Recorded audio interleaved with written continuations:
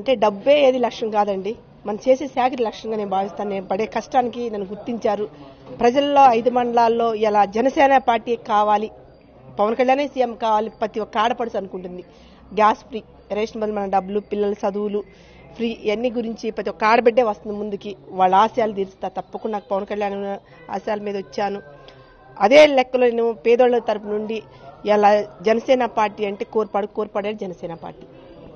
అంటే పెదకూరపాడు నియోజకవర్గం చాలా విశాలమైనటువంటి నియోజకవర్గం. సుమారు 110 గ్రామాల దాకా ఉన్నాయి. ఈ గ్రామాలన్నిటిలోకి మీరు జనసేన పార్టీ సిద్ధాంతాలు ఏ విధంగా తీసుకెళ్తారు? సిద్ధాంతాలు అంటే ఏంటండి, మన కుల మతం లేదు అసలు ప్రస్తుతానికి. ఎక్కువ పేదోళ్ళకి ఎట్లా అంటే వాళ్ళకి జరుగుబాటు అంతా ఒకటే. మనం కలిసేది ఏంటంటే ఇంకో పార్టీ ఏం పార్టీ, టీడీపీ అయితేనే తెలుగుదేశం, రెడ్డిస్ అంటే ఇది అన్న, అట్లా కాకుండా ఇది జనసేన పార్టీ అని మన అందరి జనాలతో కూడిన పార్టీ అని ఆ సిద్ధాంతం పీతల పార్టీ. అందులో ఆ లెక్కలో నేను తీసుకెళ్తున్నాను. వాళ్ళు చాలా స్పందన కలిగిస్తున్నారు నాకు. అంటే గత 6 నెలల నుంచి పెదకూరపాడు నియోజకవర్గంలో పర్యటిస్తూ ఉన్నారు కదా, అక్కడ స్థానికులు ఎటువంటి సమస్యలు మీ దృష్టికి తీసుకొచ్చారు?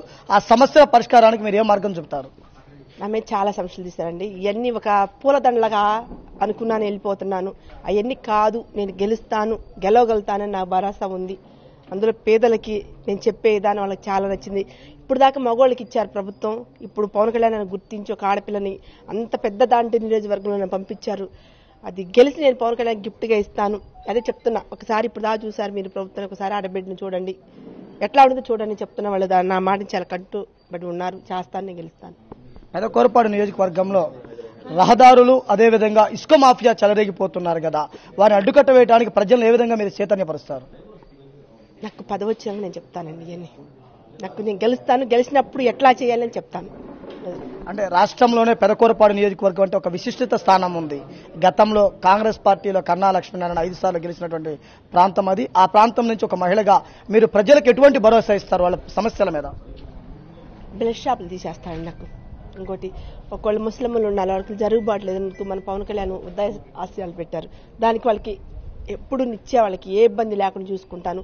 పిల్లల చదువులు, ఒకళ్ళు ఏం చేస్తున్నారంటే చదువుకునే సామెత లేకుండా పనులు పంపిస్తున్నారు. మన పవన్ నేను అట్లా కూడా చేశాను నా సొంత డబ్బులతో, పిల్లలకి స్కూల్కి కూడా ఫీజులు కట్టి. అట్లా కూడా మన పవన్ కళ్యాణ్ వస్తే మనకు ఫ్రీగా చదువుకుంటే, మనం వస్తే వాళ్ళకి భోజనం కూడా బస్ పాస్ ఫ్రీ, అవన్నీ కూడా మనకు వస్తాయి. కాబట్టి అట్లాంటి హామీలు ఇస్తున్నాను నేను. ఏదో మీకు ఉద్యోగం ఇస్తానేనో, మీకు ఏదో పొలాలు రాస్తానేనో, మీకు ఏమైనా చేస్తానని మాత్రం నేను చెప్పట్లా. మనకి ఆడబిడ్డ కోరుకునేది ఏంటి, ఇళ్లలో ఇంట్లో పూట అన్నం తినడానికి, లేదా మన పిల్లల చదువు గురించి అదే చెప్తున్నా. అట్లాంటిది నేను వస్తాను, మీకు జాబ్ ఇస్తాను, నేను వస్తాను, మీకు మాఫీ చేస్తాను, మీకు వస్తాను, నేను బంగారం తీసుకొస్తా బ్యాంకులో, ఆ మాటలు చెప్తాను నేను. మా అన్న చెప్పిన మాటలే చెప్తున్నా. మీకు మీరు 3 పూటలు ఏ బాధ లేకుండా భోజనం చేస్తానికి, మీ పిల్లలు చదువుకుంటానికి మా పవన్ కళ్యాణ్ పెట్టిన సిద్ధాంతాలు ప్రతి ఒక్క ఇంటికి పోయిద్ది. పోయినప్పుడు నన్ను నిలబెట్టి అడగండి. ఏ నాయకుడు చెప్పడు మగోడైతే కాలర పట్టుకోమంటారు, నేను ఆడపిల్లని చెంగు పట్టుకుని మీరు అడగొచ్చు. నేను 100 రూపాయలు కాతికి మీద నేను రాసిస్తాను. మా సిద్ధాంతాలు ఏది పార్టీ పోయినా నన్ను అడగొచ్చు అని చెప్పాను. వాళ్ళు చాలా ఏ నాయకుడు చెప్పలేదంటే కూడా నా లాంటి క్వశ్చన్ చెప్పాను, అదే చేస్తాను కూడా.